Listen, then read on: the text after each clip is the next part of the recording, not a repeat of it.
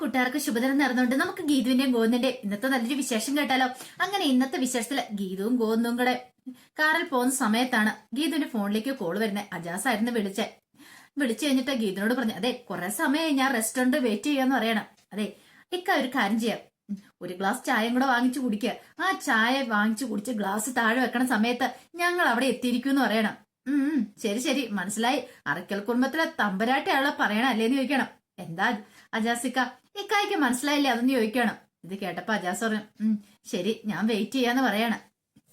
അങ്ങനെ call cut ചെയ്തപ്പോഴത്തേനും Geetha പറഞ്ഞു, അജാസിക്ക വന്ന് അവിടെ വെയിറ്റ് ചെയ്യാന്നുണ്ട് കുറച്ച് സമയമായെന്ന്.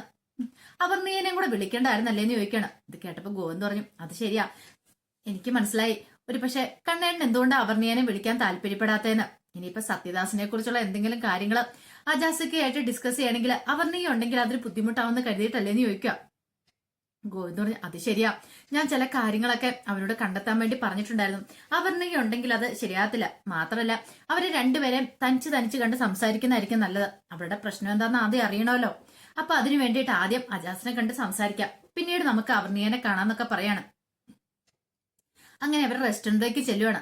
ചെന്ന് കഴിഞ്ഞപ്പം അജാസ് അവർക്ക് വേണ്ടി കാത്തിരിക്കുന്നുണ്ടായിരുന്നു. പിന്നീട് ഗീത് പറഞ്ഞു ഞാൻ കറക്റ്റ് സമയത്തല്ലേ വന്നേന്ന് ചോദിക്കണം. പിന്നെ പറയാനുണ്ടോ, അതെ രണ്ടാമത്തെ ഗ്ലാസ് ചായ കുടിച്ച് ഞാനിപ്പോ ഗ്ലാസ് താഴേക്ക് വെച്ചോളെന്ന് പറയണം. അതാണെന്ന് പറയണം. അപ്പോഴേക്കും വെയിറ്റ് 2 ഗ്ലാസ് ജ്യൂസ് ഒക്കെ കൊണ്ടുവരാണ്. എങ്ങനെയുണ്ട് എന്റെ സസ്പെൻസ് കണ്ടോ, നിങ്ങൾ വരുന്ന കൃത്യസമയത്ത് തന്നെ ജ്യൂസുമായിട്ട് വന്ന കണ്ടോ, നിങ്ങളിപ്പോ വരുമെന്ന് എനിക്ക് അറിയാമെന്ന് പറയാണ്. അങ്ങനെ അവരവിടെ ഇരുന്നു. ഈ സമയത്ത് ഗോവിന്ദ് പറഞ്ഞു, അല്ലെങ്കിലും അജാസിന് ഒരു പ്രത്യേക കഴിവുണ്ട്, ആ കൃത്യസമയത്ത് തന്നെ ഇടപെടാനും പിന്നെ തന്ത്രപരമായിട്ട് ആ പോകേണ്ട സമയത്ത് പോകാനെന്ന് പറയണം. അതെന്താ ഗോവിന്ദ് സാർ അങ്ങനെ പറഞ്ഞെന്ന് ചോദിക്കണം. ഗീതുവിന് കാര്യം മനസ്സിലായി. പെട്ടെന്ന് ഗീതു പറഞ്ഞു, അല്ല അത് പിന്നെ എന്തോ കാര്യമായിട്ടുണ്ടല്ലോ, കാര്യം എന്താന്ന് പറ. ഗോവിന്ദ് പറഞ്ഞു, വളച്ചു കിട്ടില്ലാതെ കാര്യം കൊണ്ടൊക്കെ പറഞ്ഞേക്കാം. അല്ല അവരുടെ അജാസും തമ്മിൽ എന്താ പ്രശ്നം എന്ന് ചോദിക്കാം. ഞങ്ങൾ തമ്മിൽ എന്ത് പ്രശ്നം, ഞങ്ങൾ തമ്മിൽ പ്രശ്നങ്ങളൊന്നും ഇല്ലാന്ന് പറയാ. വേണ്ട വെറുതെ കള്ളത്തരം പറയണ്ടിക്കാം. ഇക്കായി അവർണയും തമ്മിൽ എന്തോ ഒരു പ്രശ്നമുണ്ട്. ഇക്കായ എന്തിനാ അവർണയിലൊന്ന് ഒഴിഞ്ഞു മാറി നടക്കാൻ ശ്രമിക്കുന്നേ, അവർണയെ അവോയ്ഡ് ചെയ്യുന്ന എന്തിനാന്ന് ചോദിക്കാം. അതോ അതൊന്നും ഇല്ലാന്ന് പറയണേ. എന്താ ഇക്കായ്ക്ക് എന്തെങ്കിലും പ്രശ്നമുണ്ടോന്ന് ചോദിക്കണം. അത് പിന്നെ അവർണയ്ക്ക് എന്നോട് ഇഷ്ടമാണെന്ന് പറയണം. അതുകൊണ്ട് എന്താ കുഴപ്പം, അങ്ങനെയാണ് കാര്യങ്ങൾ എളുപ്പമായല്ലേ. അവർണികൻ അജാസിക്കാൻ തമ്മിൽ ഒന്നിക്കുന്ന ഞങ്ങൾക്ക് സന്തോഷമുള്ള ഒരു കാര്യമാണ്. ഇഷ്ടമാണെങ്കിൽ നിങ്ങൾക്ക് രണ്ടുപേർക്ക് ഒന്നിച്ച് ജീവിച്ചു കൂടെന്ന് ചോദിക്കാം. ഇത് കേട്ടപ്പം അജാസ് പറഞ്ഞേ അത് ശരിയാകത്തില്ലെന്ന് പറയണം. ഗോവിന്ദ് പറഞ്ഞു, അതെന്തുകൊണ്ടാ ശരിയാവത്തില്ലാത്ത, ഇത്ര നാളെ നിങ്ങൾ വലിയ ഫ്രണ്ട്സ് ആയിരുന്നല്ലോ, പിന്നെ എന്താ ഇപ്പം വേണ്ടാന്ന് പറയുന്ന അവർണികേനെ എന്തേലും കാരണമുണ്ടോന്ന് ചോദിക്കാം. അത് പിന്നെ ഒന്നുമില്ല, ഞാന് ഗീതുവിനെ പോലെ തന്നെ അവർണേനെ കാണുന്നേ, എന്റെ പെങ്ങളുടെ സ്ഥാനത്താ കാണുന്നേ. അങ്ങനെ ഒരാളെ ഞാനിങ്ങനെയാണ് ജീവിത പങ്കാളിയായിട്ട് കൂടെ നിർത്തുന്നതെന്ന് ചോദിക്കണം. ഓഹോ അപ്പൊ അങ്ങനെയാണല്ലേ എന്ന് ഗോവിന്ദ് ചോദിക്കാം. അങ്ങനെയാണ് ഞാൻ അജാസിനെ നിർബന്ധിക്കുന്നില്ല എന്ന് പറയണം. അതുകൊണ്ടായിരിക്കും അജാസ് കമ്പനിയിലേക്ക് പുതിയതായിട്ട് ഒരു രാമശങ്കറിനെ നിയമിക്കണം എന്നൊക്കെ പറഞ്ഞ് ഇപ്പോഴല്ലേ കാര്യങ്ങൾ മനസ്സിലായെന്ന് പറയണം. പിന്നീട് ചോദിച്ചു, അല്ല സത്യദാസിനെ കുറിച്ച് ഞാൻ കാര്യം ഏൽപ്പിച്ചിട്ടുണ്ട്, എന്തായി കാര്യങ്ങൾ. അതിനെക്കുറിച്ച് ചില റിപ്പോർട്ടുകളും കാര്യങ്ങളൊക്കെ എനിക്ക് കിട്ടിയിട്ടുണ്ടെന്ന് പറയണം. അത് സാറിനോട് ഞാൻ പറയാന്ന് പറയാം. അപ്പോഴേക്കും ഗീതുവിന്റെ ഫോൺ ബില്ലടിച്ച് ഗീതു അങ്ങോട്ടേക്ക് എഴുന്നേറ്റ് പോവാണ്. ആ സമയം വരുണിന്റെ ഫോണിലേക്ക് സുവർണ വിളിക്കുകയാണ്. സുവർണ വിളിച്ചതിന് വരുൺ കോൾ എടുത്തു. എന്താ സുവർണെ? അതെ വരുൺ സാർ ഇത് എന്തു ഭാവിച്ച, എന്താ തരാനുള്ള പൈസ തരണ്ടേന്ന് ചോദിക്കാം. അതിപ്പോ എന്റെ പൈസ ഇല്ല, ഇതേ ചേതൻ ഗ്രൂപ്പ് വെറുതെ ഇരിക്കില്ല. അവര് പറഞ്ഞിരിക്കുന്നത് എന്താണെന്നറിയാവോ, പണം കിട്ടിയില്ലെങ്കിൽ അവര് നേരെ വരുൺ സാറിനെ തൂക്കിയെടുക്കുന്ന പറഞ്ഞിരിക്കുന്നേ. അതിനെന്താ കുഴപ്പമിരിക്കുന്നേ, എന്നെ തൂക്കിയെടുക്കാനായിട്ട് അവരിങ്ങോട്ട് വരട്ടെ എന്ന് പറയാം. ഇതേ വരുൺ സാറെ ഉദ്ദേശിച്ച പോലെ ഒന്നുമല്ല കാര്യങ്ങള്.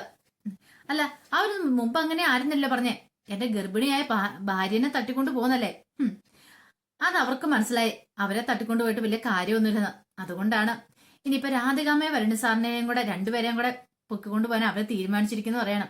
അത് ഞങ്ങളെ പൊയ്ക്കൊണ്ട് എന്ത് കിട്ടാനാ, അത് പിന്നെ രണ്ടുപേരും വെച്ചിട്ട് ഒരു പക്ഷെ ഗോവിന്ദ് സാറിനോട് വില പേശാനായിട്ടായിരിക്കും അവർ ഉദ്ദേശിച്ചിരിക്കുന്നു പറയാം. നല്ല കഥയെ, അങ്ങനെയാണെങ്കിൽ ഗോവിന്ദയുടെ മിക്കവാറും പണം തന്നത് തന്നെയാന്ന് പറയണം. അതെ ഒരു കാര്യം പറയാ സുവർണ, നീ അവരെ എങ്ങനെയൊന്ന് പിടിച്ചു നിർത്താൻ നോക്കാൻ പറയണം.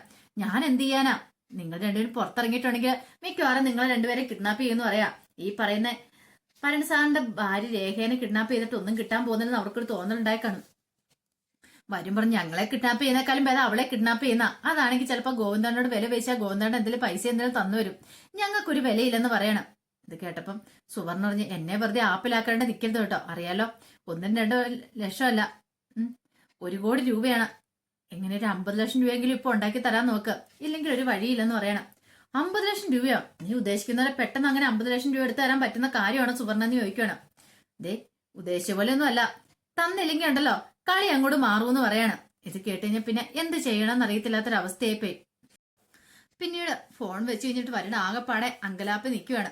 ഈ സമയത്ത് സുവർണയുടെ അടുത്ത് ചേതൻ ഗ്രൂപ്പിന്റെ ആൾക്കാരുണ്ടായിരുന്നു. അവര് സുവർണയോട് പറഞ്ഞു, ഒരു കാര്യം പറഞ്ഞേക്കാം കൊച്ചെ, നീ അവനെ പറഞ്ഞ് കാര്യങ്ങളൊക്കെ മനസ്സിലാക്കുക, എത്രയും പെട്ടെന്ന് പണം എത്തിച്ചു തരണം, അതാണ് ഞങ്ങൾക്ക് കിട്ടിയിരിക്കുന്ന നിർദ്ദേശം, അല്ലെങ്കിൽ നീ ആപ്പിലാവൂന്ന് പറയണം. ഇത് കേട്ടപ്പോ സുവർണ പറഞ്ഞു, നിങ്ങൾ കേട്ടില്ല, ഞാൻ വരുൺ സാറിനോട് പറയുന്നേ, എനിക്ക് അങ്ങനെ പറയാനായിട്ട് സാധിക്കുള്ളൂ, ഇതിൽ കൂടുതൽ കമ്പൽ ചെയ്ത് പറയാൻ എനിക്ക് സാധിക്കില്ല എന്ന് പറയണം.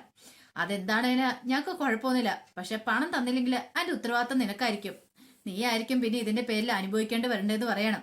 ഞങ്ങൾക്കൊരു മര്യാദ ഉള്ളതുകൊണ്ടാണ് നിങ്ങളോട് ഇത്ര സമയം പറഞ്ഞ്, ഇല്ലെങ്കിലുണ്ടല്ലോ എന്നും പറഞ്ഞിട്ട് അവന്മാരങ്ങോട്ടേക്ക് പോവാണ്. സുവർണ എന്ത് ചെയ്യണമെന്ന് അറിയത്തില്ലാത്തൊരവസ്ഥ സുവർണ നിൽക്കുകയാണ്. ആ സമയം ഗീതവും ഗോന്നും കൂടെ വീട്ടിലേക്ക് വരുവാണ്. അങ്ങനെ വന്ന് പർച്ചേസിംഗ് കഴിഞ്ഞാ വരുന്നേ. അപ്പോഴേക്കും വരുണ് ബാൽക്കണിയിൽ നിൽപ്പുണ്ടായിരുന്നു. ബാൽക്കണിയിൽ നിന്ന് ഈ കാഴ്ച കണ്ടു. അവര് വരുന്ന കണ്ടപ്പത്തേനും അയ്യപ്പേണ്ണൻ അങ്ങോട്ട് ഓടി ഇറങ്ങി ചെന്നു.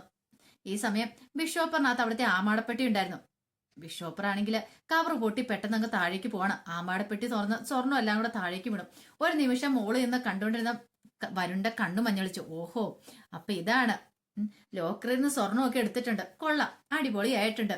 അപ്പൊ ഇത് കണ്ടു കഴിഞ്ഞപ്പോഴത്തേനും പെട്ടെന്ന് അയ്യപ്പടിഞ്ഞു, ആഹാ കൊള്ളാലോ, ലോക്കറിലായിരുന്നു സ്വർണ്ണമൊക്കെ എടുത്തോ, വെഡിങ് ആനിവേഴ്സറിക്ക് വേണ്ടി ആയിരിക്കും അല്ലേന്ന് ചോദിക്കാം.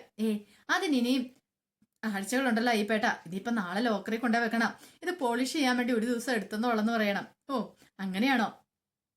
ഇത് സമയം ഗോന്തോ, ഞാൻ അപ്പോഴേ പറഞ്ഞ ആ കൂടിന് ബലമില്ല എന്നുള്ള കാര്യം. അതെ, ഞാൻ എടുക്കാന്ന് പറഞ്ഞോണ്ട് അയ്യപ്പേട്ടൻ പെട്ടെന്ന് അത് എല്ലാം ആ മടപ്പെട്ടിക്കകത്തേക്ക് തിരിച്ചെടുത്ത് വെക്കുകയാണ്. വരുണിന് സന്തോഷമായി. എങ്ങനെ ഇത് അടിച്ചു മാറ്റണം, അടിച്ചു മാറ്റുവാണെങ്കിൽ തൽക്കാലത്തേക്ക് ചേതൻ ഗ്രൂപ്പിന്റെ മുന്നിൽ പിടിച്ചു നിൽക്കാനായിട്ട് സാധിക്കും, അങ്ങനത്തെ ചിന്തയൊക്കെ ഉണ്ടാവുന്നുണ്ട്. പിന്നീട് അവരെ അകത്തേക്ക് കയറി വരുവാണ്. ഈ സമയം സത്യദാസ് കാളിലിരിക്കുകയാണ്. സത്യദാസിനുള്ള ചായ ആയിട്ട് കാഞ്ചന ഇല്ലുക. അപ്പോഴേക്കും രേഖ എങ്ങോട്ടേക്ക് വന്നു. രേഖ രൂക്ഷമായിട്ട് ഇങ്ങനെ നോക്കി. ഇവിടെ എന്താ പോലും തന്നെ ഇങ്ങനെ നോക്കി നിൽക്കുന്നേ, ഇനിയിപ്പൊ തനിക്ക് കണ്ണ് കാണാന്നൊരു ചിന്ത എങ്ങാനും ഇവളുടെ മനസ്സിലുണ്ടായിട്ടുണ്ടോ? പെട്ടെന്നൊരു മുഖത്തൊരു പതർച്ച ഉണ്ടായി സത്യദാസിന്റെ. ആ സമയം രേഖയെ ശ്രദ്ധിച്ചു. താൻ നോക്കുമെന്ന് അയാൾക്ക് മനസ്സിലായി. അങ്ങനെയാണ് അയാൾക്ക് കണ്ണ് കാണാം, അല്ലെങ്കിൽ ഇത്രയും മാറി നിൽക്കുന്ന തന്നെ അയാൾ ഒരു കാരണവശാലും കാണാനായിട്ട് വഴിയില്ല. ഓഹോ, അപ്പൊ ഇയാൾക്ക് കണ്ണ് കാണാനിട്ട് ഇയാൾ പറ്റിച്ചുകൊണ്ടിരിക്കുവാന്ന് ഓർക്കണം. അപ്പൊ ഒരു സൈഡിലായിട്ട് പ്രിയൻ രഞ്ജും കൊണ്ട് സംസാരിച്ചുകൊണ്ടിരിക്കണം. പ്രിയ ആകെപ്പാടെ വിഷമിച്ചിരിക്കുക. പ്രിയോട് രഞ്ജു കാര്യങ്ങളൊക്കെ തിരക്കുക. എന്തിനാ സങ്കടപ്പെടുന്നേ, എന്ത് പറ്റിയെന്നൊക്കെ ചോദിച്ചേ. ഒന്നുമില്ലാന്ന് പറയണം. എന്തോ ഒരു പ്രശ്നം ഉണ്ടല്ലോ. ഒന്നുമില്ല, ആകെപ്പാടെ മനസ്സിന്റെ സുഖമില്ല, ഞാൻ വന്നിട്ട് ഇത്ര നാളായില്ലേ, ഇതുവരെയായിട്ടും എന്നെ കൊണ്ടാനായിട്ട് വിനോദ് വന്നില്ലോ, എന്നെ വീട്ടിലേക്ക് തിരികെ പോലും വിളിച്ചില്ലോ, അങ്ങനെയൊക്കെ സങ്കടം പറഞ്ഞുകൊണ്ടിരിക്കുകയാണ്. ആ സമയത്താണ് ഗീതവും ഗോന്തും കൂടെ അങ്ങോട്ട് കയറി വരുന്നത്. അപ്പൊ ആമാടപ്പെട്ടിയൊക്കെ കൈ പിടിച്ചോണ്ട് അങ്ങോട്ട് വരുന്നേ. അവരെ കണ്ടു കഴിഞ്ഞപ്പോഴത്തേനും രേഖയ്ക്കാണെങ്കിലും രഞ്ജുവിനാണ് സന്തോഷം വന്നു. പിന്നീട് ഗീത അവിടെ ഇരുന്നിട്ട് പറഞ്ഞു, ഇത് കണ്ടോ, ഈ ആമാടപ്പെട്ടിക്കകത്ത് ഇവിടുത്തെ സ്വർണ്ണങ്ങളും കാര്യങ്ങളൊക്കെയാന്ന് പറയണം. ആഹാ, ഇതെന്തിനാ ഇങ്ങോട്ട് കൊണ്ടുവന്ന് രഞ്ജു ചോദിക്കുക. ഇത് ലോക്കറി വെച്ചിരുന്നല്ലേ, അത് ഞാൻ പോളിഷ് ചെയ്യാൻ വേണ്ടി എടുത്താ, പിന്നെ നാളെ ലോക്കറി കൊണ്ടേ വെക്കുള്ളൂ, ഇന്ന് ബാങ്ക് അവധി ഉച്ച കഴിഞ്ഞിട്ട്, അതുകൊണ്ട് പിന്നെ കൊണ്ടേ വെക്കാൻ പറ്റില്ല, എങ്ങോട്ട് കൊണ്ടുവന്നു, ഇന്ന് ഒറ്റ ദിവസം ഇവിടെ ഉള്ളൂ, നീക്കാർക്കെങ്കിലും എന്തെങ്കിലും ഇട്ട് നോക്കണമെങ്കിൽ ഇട്ട് നോക്കാന്ന് പറയണം.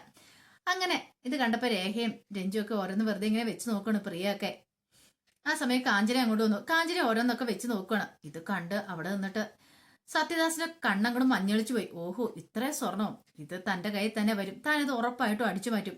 അപ്പോഴേക്കും പതുക്കെ വരുണു അങ്ങോട്ടേക്ക് ഇറങ്ങി വരികയാണ്. വരുണു അവിടെ നിന്ന് പമ്മി നോക്കുകയാണ്. ദൈവമേ, എത്രയും പെട്ടെന്ന് അടിച്ചു മാറ്റാൻ പറ്റിയാൽ മതിയായിരുന്നു, അങ്ങനെ ഒരു ചിന്തയായിരുന്നു വരുണിന്റെ മനസ്സിലുണ്ടായിരുന്നേ. ആ മടപ്പെട്ടിക്കകത്ത സ്വർണ്ണമൊക്കെ അവർ പരസ്പരം വെച്ച് നോക്കുന്നുണ്ട്. ഈ സമയത്ത് സത്യദാസ് മനസ്സിലെടുത്തു, ഇത്ര സമയം തന്നെ രൂക്ഷമായിട്ട് നോക്കിക്കൊണ്ടിരുന്ന രേഖയാ, ഇപ്പോഴാണ്ട് അവള് സ്വർണം കണ്ടിപ്പോ ആ പുറകെ പോയിരിക്കുന്നു. കൊള്ളാം, നല്ല കളിയായി എന്നൊക്കെ മനസ്സ് വിചാരിക്കുകയാണ്.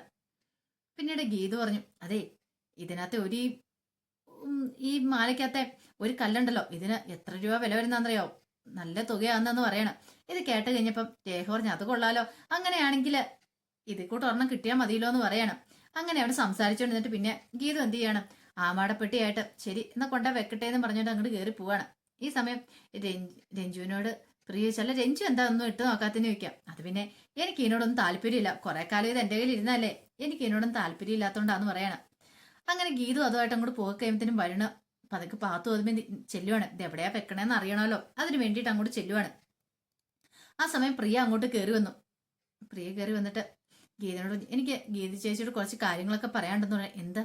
അല്ല, എനിക്ക് വീട്ടിലേക്ക് പോകണം. അതെന്താ ഇത്ര പെട്ടെന്ന്? അത് പിന്നെ ഇത്ര നാളായില്ലേ ഇതുവരെയായിട്ടും വിനോദ് തിരിഞ്ഞു പോലും നോക്കിയിട്ട് തന്നെ ഇനി ഞാൻ പോരുന്നത് ശരിയാകത്തില്ലെന്ന് പറയണം. അത് പിന്നെ മോളെ, അതെ, എനിക്ക് നല്ല സങ്കടം വരുന്നുണ്ട്. ഗീത ചേച്ചി അവിടെ എന്താ നടക്കണേന്ന് പോലും അറിയത്തില്ല. വിനോദ് പണ്ടത്തെ പോലെ ആയോ എന്നൊരു സംശയമുണ്ട്. ഒരിടയ്ക്ക് നന്നായതായിരുന്നു. വിനോദ് വീട്ടിൽ ഇരുന്നാ ജോലി ചെയ്യുന്നതെന്ന് പറഞ്ഞുകൊണ്ട് മദ്യപിക്കുകയാണെന്ന് എനിക്കറിയില്ല. ഞാൻ ഉണ്ടായിരുന്ന സമയത്ത് പോലും ജ്യൂസ് കുടിക്കുവാന്ന് പറഞ്ഞുകൊണ്ട് മദ്യം എടുത്ത് കുടിച്ചുകൊണ്ടിരുന്ന ആളാന്ന് പറയണം. അത് കേട്ടതും ഗീതുവിന് മറുപടി ഇല്ലായിരുന്നു. ഗീതുവിന് അറിയാം വിനോദ് ചെയ്തുകൊണ്ടിരിക്കുന്ന കാര്യം എന്താന്ന്. അത് പിന്നെ മോളെ, നീ ഉദ്ദേശിക്കുന്ന പോലെ ഒന്നും അല്ലാന്ന് പറഞ്ഞിട്ട് പ്രിയനെ ആശ്വസിപ്പിക്കാൻ ശ്രമിച്ചു. പ്രിയ പറഞ്ഞു, വേണ്ട ഗീതു ചേച്ചി, വിനോദിന് വേണ്ടി വക്കാലത്ത് പിടിക്കണ്ട. എനിക്ക് അവന്റെ സ്വഭാവം നന്നായിട്ട് അറിയാന്ന് പറയാണ്. അങ്ങനെയാണ് ഒരു കാര്യം ചെയ്യാം, ഗോവിന്ദനോട് ചോദിക്കട്ടെ എന്നൊക്കെ ഗീതു പറയാണ്. ശരിയെന്ന് പറഞ്ഞ് പ്രിയ അങ്ങോട്ട് പോകുമ്പോഴത്തേനും ഗീതു ആ സ്വർണ്ണാഭരണം വെക്കാനായിട്ട് അങ്ങോട്ട് കയറുവാണ്. ആ സമയം വരുണൻ തന്റെ കഴുകൺ കണ്ണുകളോടെ നോക്കി നിൽക്കുവാണ്, എങ്ങോട്ടാ കൊണ്ടേ വെക്കുന്ന അറിയാൻ വേണ്ടിയിട്ട്. അപ്പൊ അതിന്റെ വിശേഷങ്ങളൊക്കെയാണ് കണ്ടത്. ഇതിന്റെ ബാക്കി വിശേഷങ്ങളുമായിട്ട് വൈകുന്നേരത്തെ പ്രൊമോയി വരാട്ടോ. ഒരിക്കൽ കൂടി എല്ലാവർക്കും നല്ലൊരു ദിവസം ആശംസിച്ചു നിർത്തുന്നത്.